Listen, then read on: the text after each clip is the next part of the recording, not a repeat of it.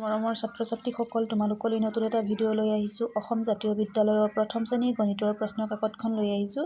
পোনপ্ৰথমে চোৱা, নিজৰ নাম আৰু ৰোল নং লিখিবলৈ আহিছে। তাৰপিছতে 1 নম্বৰত কেইডোখ হয় সেইটো লিখিব আহিছে। তাৰপিছতে 2 নম্বৰত ডাঙৰ আৰু সৰু বাচিব আহিছে।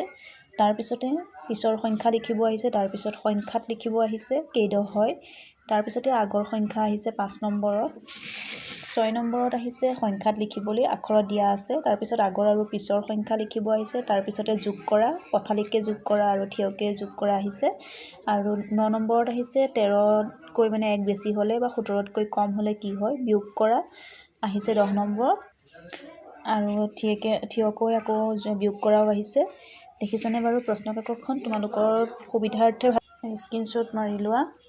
তোমালোকে প্ৰশ্ন কাকতখন সুবিধাৰ্থে তোমালোকলৈ মই শ্বেয়াৰ কৰিছোঁ। মোৰ ভাল লাগিলে মোৰ ভিডিঅ'সমূহ তোমালোকে লাইক, শ্বেয়াৰ, কমেণ্ট কৰিবা।